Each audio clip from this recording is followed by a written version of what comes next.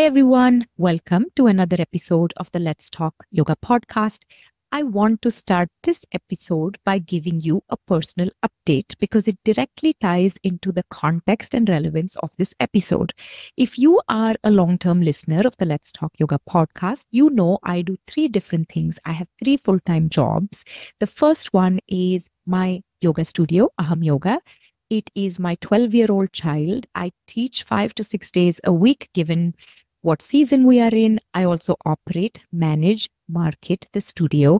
I do have admin support and some teachers, but it is a full-scale yoga studio. So that keeps my plate pretty full. It is my real full-time job. My second studio is my Bollywood dance studio called Bollyworks. I have 22 years of professional Bollywood dance experience at this point. I used to work with a very well-known dance company when I lived in India, and I trained as an instructor. We traveled the world and performed with Bollywood celebrities. I also was a show manager and production assistant there. So I do have extensive stage show production skills. Now, post-pandemic, I had stopped my shows because it's a lot. It's a lot of work to get a full-scale show from scratch on stage. But our previous show was so mind-blowing in many ways that my students chased me for 5 years. And I'm not making that timeline up. They literally chased me for 5 years until I gave up. And we're doing another show on May 31st of this year. We have over 110 performers, and I am the creative director of the show. So there's choreography, there's costumes, lighting, stage work, managing the edits, creating the edits. There's so much that goes into stage production. Now, while I enjoy it, it is a lot of work. So that's my second job. The third thing I do is I create online yoga education content for yoga teachers through my online trainings. Shout out to all my pranayama students right now in the teacher training. I also have this podcast, Let's Talk Yoga, where we're constantly trying to find more meaningful episodes for you. And then there is all the other content creation, my monthly newsletter, which I hope you are on. If not, the link is in the description. I also post content on Instagram. Then there is the YouTube channel, which has all the podcast episodes and some videos. I'm hoping to do more of those in the next year and so much more. So content creation itself is a full-time job in many ways. So I have these three full-time jobs, my three children, as I call it. So I'm feeling full, and I thought it was the apt time to sit and record this for you. The topic we are going into today is yoga teachers and burnout. Part 1 of the show will discuss 4 or 5 signs to recognize if you or your yoga teacher is facing burnout. There are some very clear signs for you to look out for. And part 2 of this conversation is how to address it, how to build yourself back up from burnout, how to catch it so you don't get trapped in that cycle each time.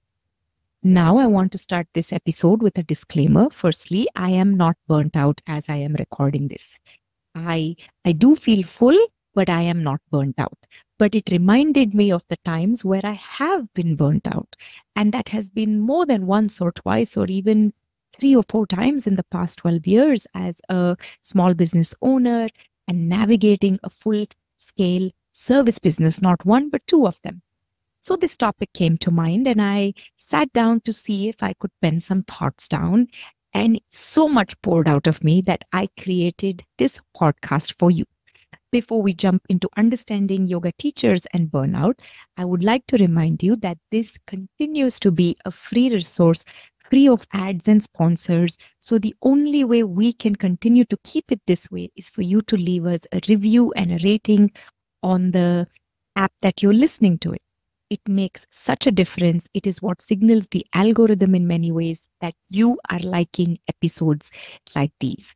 Okay, so please take a moment and leave us a rating, a review. And what would mean the most to me is if you could share this episode with a yoga friend or someone you know who is struggling with burnout or has felt burnt out in the past. Let's get to it. Hi everyone, I'm Arundhati and you've just tuned in to the Let's Talk Yoga podcast, your ultimate online destination for learning about yoga. Whether you're a seasoned yoga teacher or a curious yoga student, there's something for you here. Let this podcast be your virtual yoga school. We offer insights, inspiration, and loads of nerdy exploration of yoga along the way. But first, who am I? I'm an Indian immigrant yoga teacher living in America for the past decade. I have my own yoga school here in Seattle, and I'm also a Bollywood choreographer, and I've nurtured a thriving yoga community at my studio, as well as a global yoga audience through my courses and this podcast. Through this podcast, I intend to create a space for you, the yoga student and yoga teacher, to learn about yoga in depth. Think of this as your online yoga school, free teacher training coming to you every week. So grab your cup of chai and let's jump in. So let's start this episode by understanding what is burnout. In 2019, the World Health Organization included burnout in their international classification of diseases, especially as an occupational phenomenon. It is not a medical condition, and it is stemming from chronic workplace stress that hasn't been managed successfully. Now, burnout is a state of persistent physical, emotional, and mental exhaustion, often associated with extensive or prolonged work-related stress. It is characterized by feelings of depleted energy, increased mental distance, cynicism towards one's job or others, and a sense of reduced professional efficacy and personal fulfillment. While commonly discussed in the context of workplace, burnout can also arise from other prolonged stressors in your personal life. Some of the key factors that are included when we talk about burnout are exhaustion, this feeling of constantly being drained and lacking energy, motivation, and enthusiasm. There is a sense of detachment and cynicism, growing constantly negative and distant, and being distant in your attitudes towards one's own job or life responsibilities and relationships, and just an overall sense of inefficiency, a reduced sense of accomplishment, or the ability to complete tasks in a certain way. The concept of burnout isn't new, but the context of it came up in around the 1970s.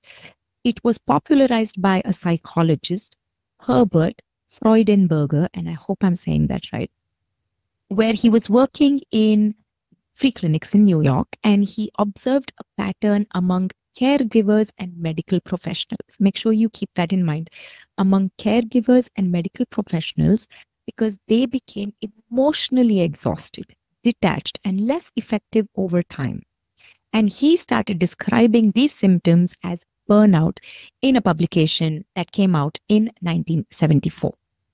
Around the same period, social psychologist Christina Maslach, again, I hope I'm pronouncing that right, independently examined similar experiences among service professionals, contributing to further research and developing the Maslach burnout inventory, an influential assessment tool that is still used today.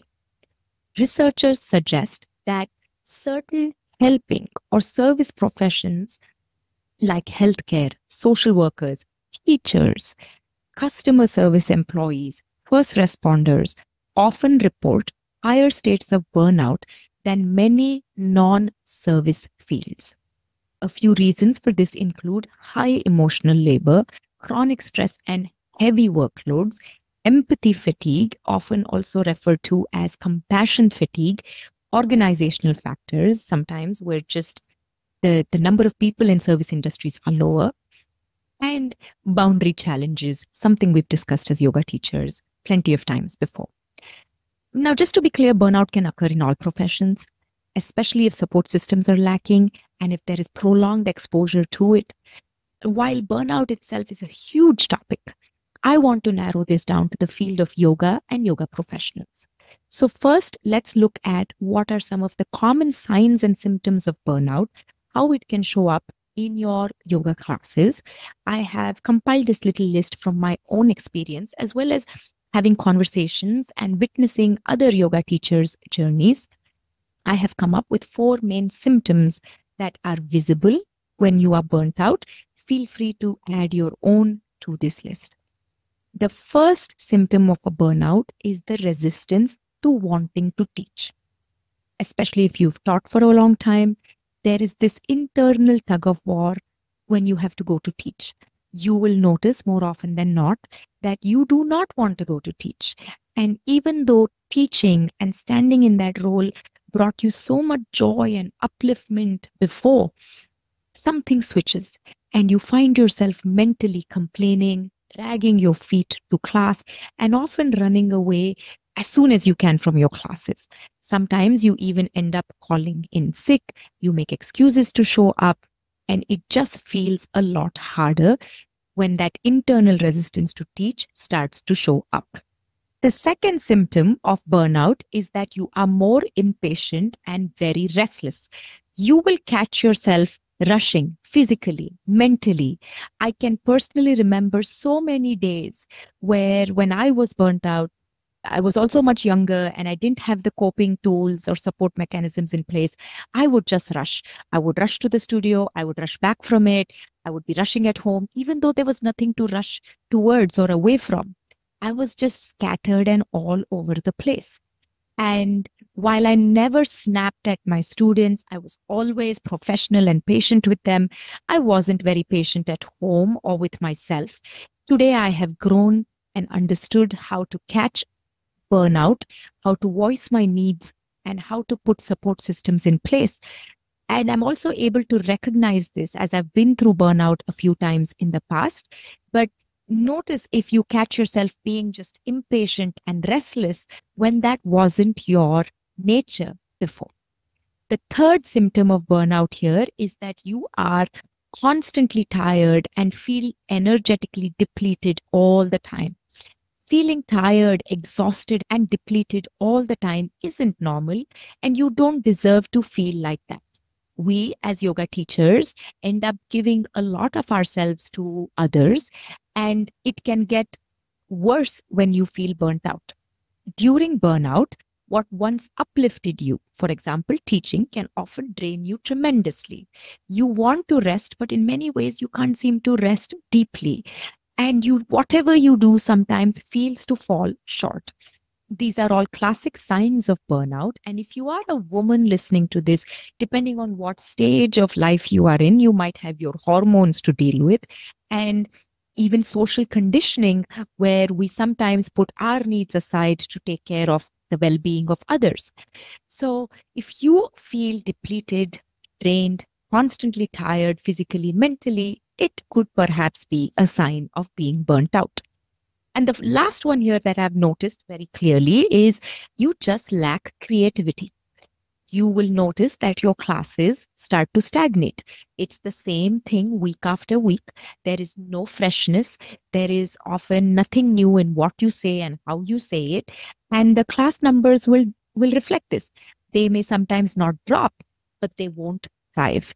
Creativity in yoga poses and yoga sequences is needed sometimes in classes, but creativity also shows up in how you conduct yourself in classes. And there is something about a teacher's energetic presence that is noticeable.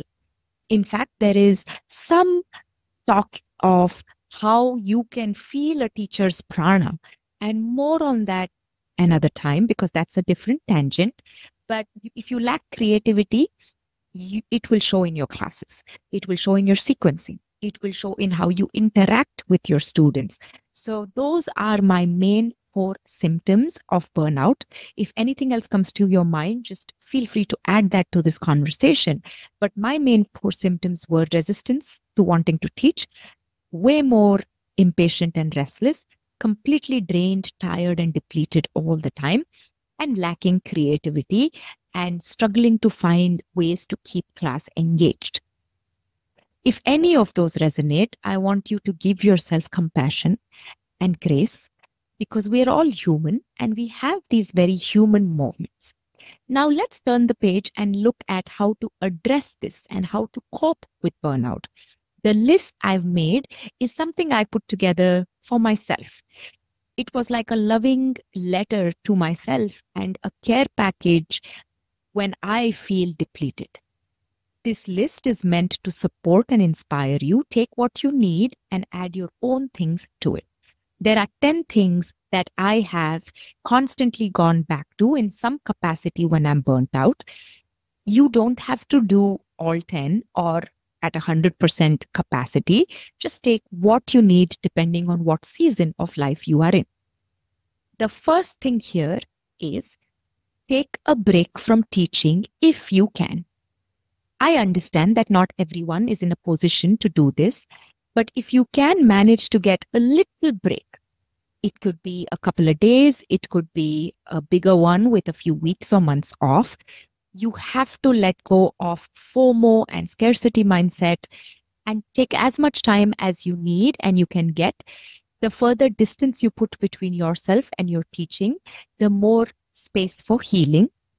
If you can't take a break, at least try some of the other 9 things that are mentioned in this list while building your own support system.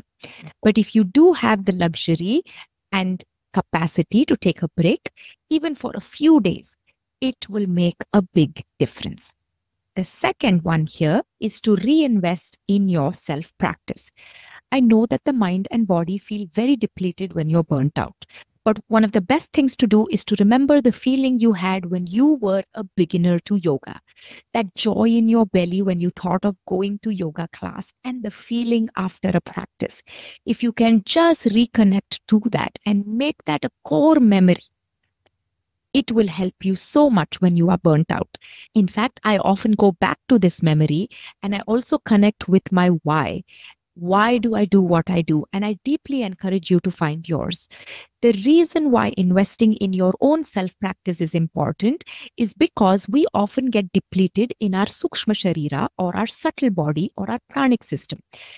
And as yoga teachers who constantly engage in service, we need to replenish and rejuvenate the subtle body. What kind of practice you do will be determined by you, your yoga practice until now, and your why.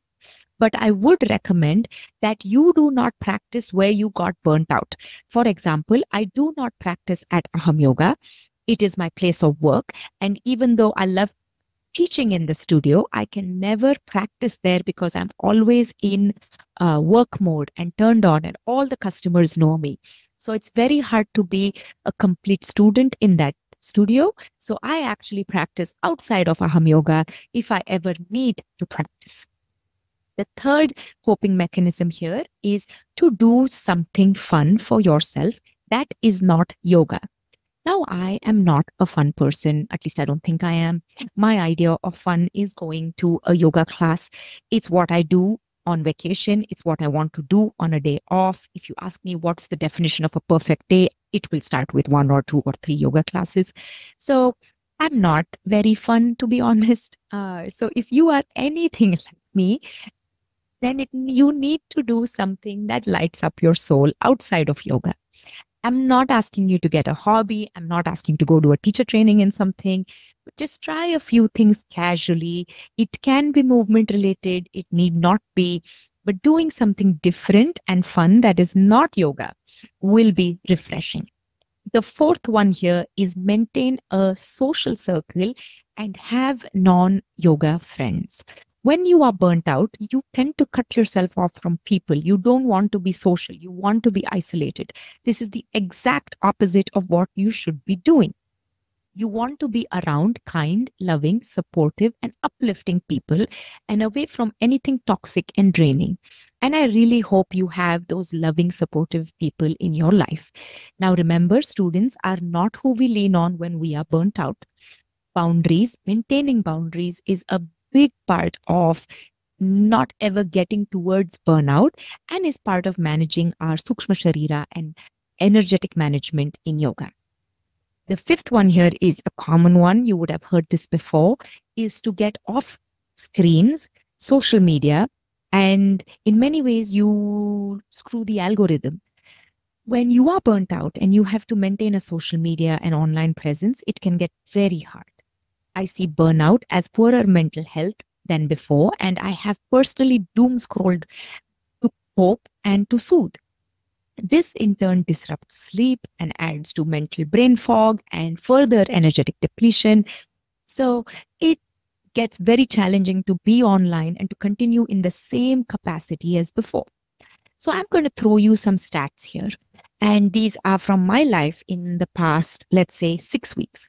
As you know, I create content on Instagram, and that's how a lot of you and I have connected. And in the past 6 weeks, I have dropped my engagement by 1.3 million views. Okay. We can track the stats on the back end. And 1.3 million views is a staggering drop. And that's how Meta works. That's how the algorithm works. But at some level, I had to make peace with it, right? I do not want to be a slave to the algorithm, and I'll keep my personal opinions about Meta out of this. But that's just reality. If you want a break from constant online creation, then you have to deal with the drops in the algorithm and not operate from a scarcity mindset. In many ways, I was trying to remind myself to practice my own aparigraha and gave myself grace and took myself out of scarcity mode and said that you will still find all my content if you find the need for it. And I have so much more headspace without being active on social. I barely post. I barely even open the app anymore.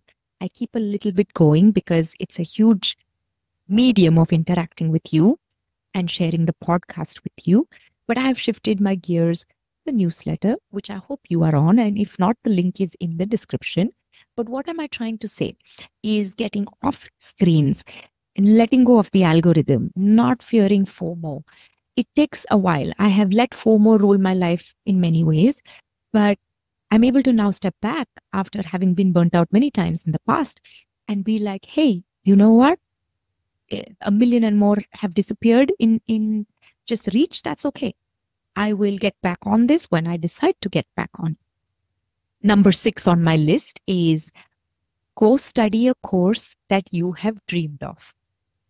I know when you're burnt out, this is the last thing you want. More yoga, more studying, more things to do. But when you start to slowly cope with burnout and you bend that curve a little, try studying something that you wanted to, especially the beginner student in you. What would light your eyes up when you thought about it? Go study that. Okay? It will be a great idea to study in a new place, as in a new studio or a new teacher or a new community. It will be refreshing. It will be soulful. I have done that for myself. I did a course in January. I am currently in another teacher training, even though I am so busy that I barely have time. I am on costume calls till 1 a.m. In the mornings, I am on edit calls. There's a lot going on, but it is so precious for me to be in that course. And the best part is I am so present when I'm in those courses. So it's worked for me. I'm not sure it will work for everybody, but if there is something you have been holding on to do that has really value for your yoga life, go do it in your burnout. It will really replenish you. The 7th one here is a personal favorite of mine. It is practice more silence. Pratyahara, as we know in yoga, is a practice of withdrawal, sensory withdrawal, as well as sensory regulation. And it is a fantastic way to cope with burnout. I don't know why we don't talk about Pratyahara more often and more loudly. And Pratyahara can manifest in many different ways. It can manifest as boundaries with people. It can also mean taking time to get back to people. It means saying no more often. It means turning off the news. It's also removing social media apps from your phone. It is listening to uplifting content or not listening to anything at all, not consuming anything, not feeling to be in this FOMO mode where you constantly need to validate. Otherwise, you feel like you miss out on something. There is so much value in sensory rest when you are burnt out. And it is a key part of recovering from burnout. So I would suggest to incorporate some form of Pratyahara practice in your burnout phases, and even when you are not in your burnout phases. The last three here are very simple and something that you probably have already thought of. My eighth point on my list here is to go outside more often and to spend time in nature, especially in Redmond, Washington, the Seattle area where I live. It's constantly gray. We don't get sunshine throughout the year. And it's very difficult to live in gray, gloomy weather with rain repeatedly. So we don't get sunshine every day. We don't. We get it only during summer if we are lucky, and here and there. We do not wake up to sunshine every morning. And if you've lived in sunshine your whole life, you probably do not understand what that feels like. But if you live in a cold, wet climate with a lot of clouds, you know what I mean. Constantly living in gloomy weather is not great. So spending time outside, getting fresh light into your eyes, smelling the leaves, seeing the mud on the ground, walking bare feet in the mud and the grass if the weather allows. You can do it alone, you can do it with your pet, you can do it with your people, whatever you need. But spending time outside is so important. Ninth on my list is getting a good night's sleep. Sleep is everything, and there is so much science out there and so much talk about sleep nowadays, and for good reason, because the brain completely detoxifies when we are sleeping. So I actually get to sleep well and I have no issues sleeping. So I really hope that you also get a good night's sleep. And when you are burnt out, I hope the sleep really rejuvenates you. And my last one here is nourish your body with good, wholesome foods and hydrate. I know you already know this. And we have a wonderful episode about Eat Like a Yogi on the Let's Talk Yoga podcast with Nidhi Pandya, which I would suggest you listen to if you are interested in understanding what eating in a wholesome way means for your body. But these are my 10 protocols when I am near burnout, in burnout, or recovering from burnout. I really hope that they have value if you ever need them. I'm going to go over them very quickly. The first one for me is to take a break from teaching if possible. Second, to reinvest in your self-practice. Third, to do something fun for yourself that's not yoga. Fourth, to maintain a social circle and have non-yoga friends. Fifth, to get off screens, social media, and forget about the algorithm. 6, to go study a course that you have dreamed of. 7, practice more silence through pratyahara. The 8th one, spend time in nature. 9 is to sleep well. 10 is to nourish the body and hydrate. So that's it, my friends. I really didn't intend this podcast to be so long, but something within me felt called to share this with you today. I really hope that you never hit burnout as a yoga teacher. But if you ever do, know that you are not alone and that you can successfully address it. And there are many different ways to cope with it.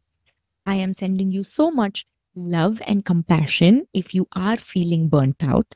I also converted this episode into a blog post, so you have it, you can read it, you can listen to it. And most importantly, if you know somebody needs this, some yoga teacher you know needs this, I would deeply appreciate you sharing it with them. The link to this month's newsletter can be found in the show notes.